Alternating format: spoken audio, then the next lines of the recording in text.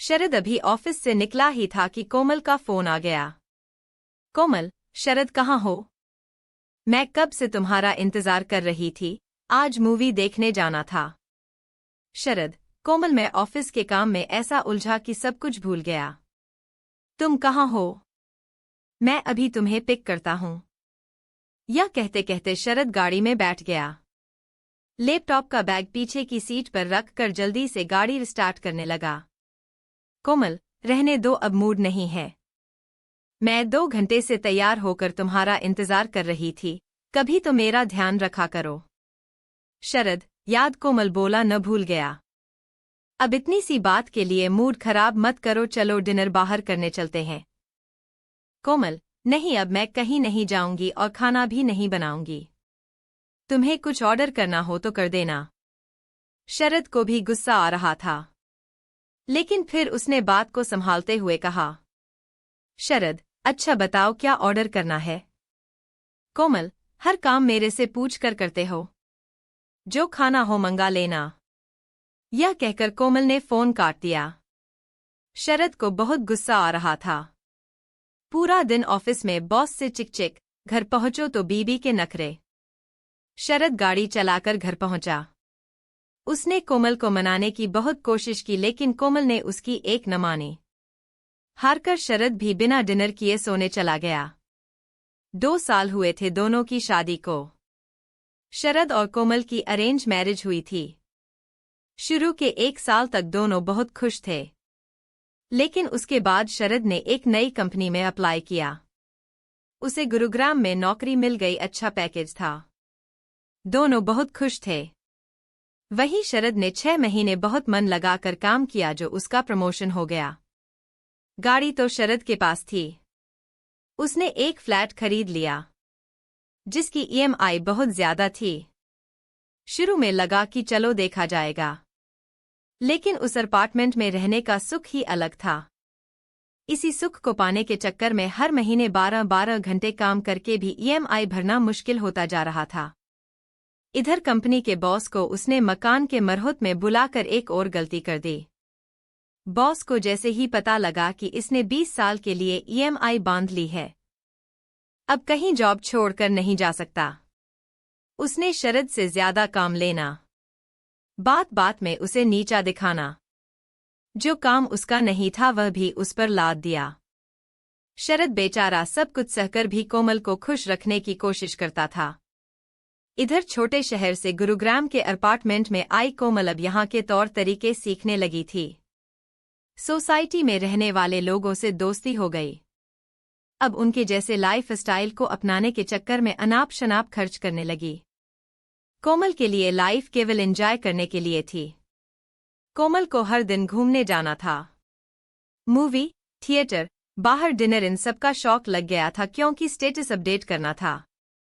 इसके अलावा वह शरद के साथ महीने में एक बार टूर प्लान कर लेती थी, जिसे न चाहते हुए भी शरद को मानना पड़ता था।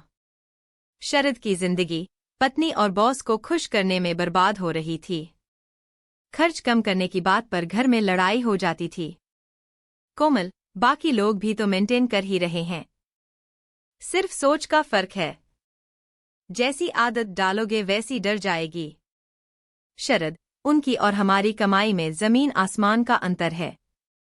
इनमें से कुछ लोग तो बहुत पहले से यहाँ रह रहे हैं, हमें अभी 20 साल ईएमआई भरनी है। कोमल, तुम कहीं और जॉब के लिए अप्लाई भी तो नहीं करते, तुम इसी कंपनी से चिपके रहना चाहते हैं, हो सकता है अच्छा पैकेज मिल जाए। शरद, नौकरी बदलने के रिस्क के लिए सेविंग होनी चाहिए। यहाँ महीने का लास्ट आने से पहले ही पूरे पैसे खर्च हो जाते हैं।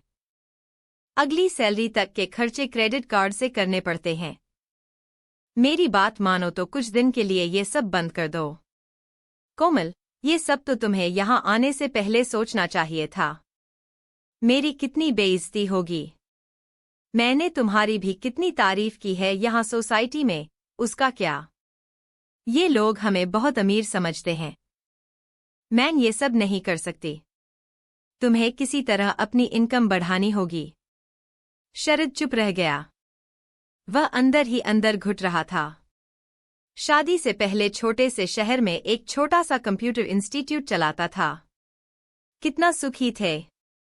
सुबह क्लास होती, दोपहर को खाना खाने घर आता, फिर 2-3 घंटे आराम करके शाम की क्लास के लिए निकल जाता। रात को 10 बजे घर आता तो कोमल गरम गरम खाना परोसती।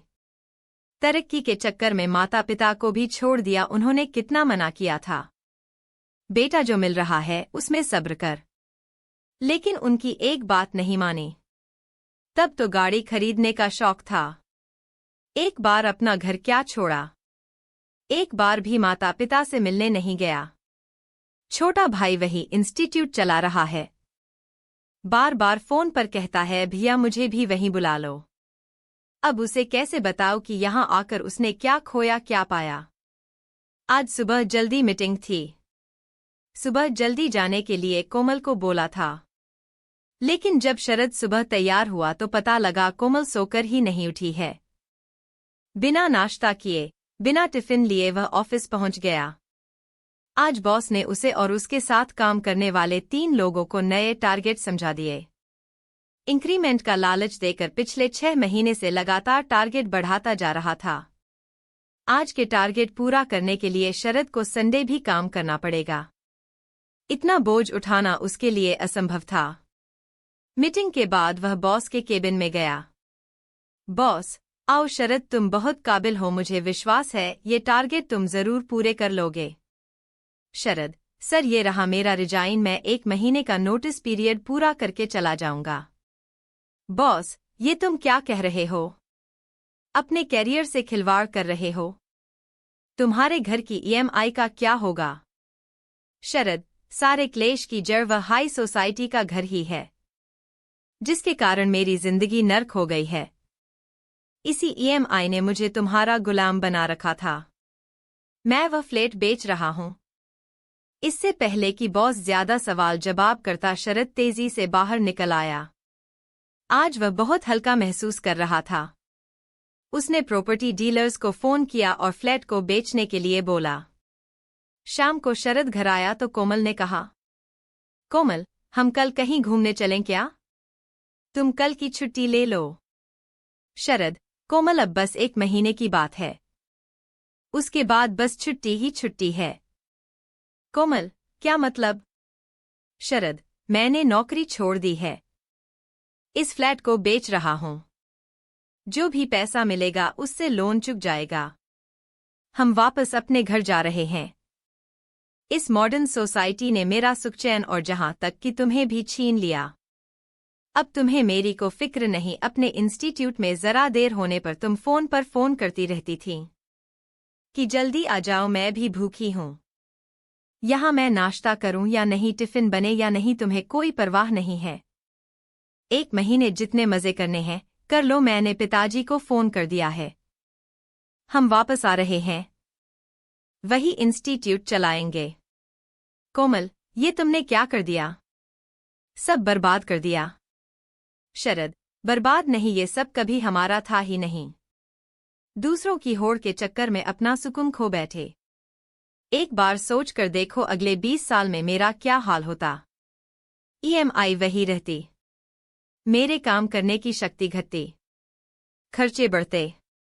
एक दिन ऐसा होता कि शायद इस ऐशो आराम के चक्कर में मैं ही नहीं रहता। यह सुनकर कोमल के होश उड़ गया। इस तरह तो कभी उसने सोचा ही नहीं। कोमल, मुझे माफ कर दीजिए, दूसरों के चक्कर में मैं आप पर ध्यान देना ही भूल गई। आप सही कह रहे हैं, हम वापस अपने घर चलते हैं। 1 महीने बाद दोनों अपना सामान बांध कर अपने घर पहुंच जाते हैं। माता पिता बहुत खुश होते हैं। उसके बाद दोनों भाई मिलकर इंस्टीट्यूट चलाने लगते हैं।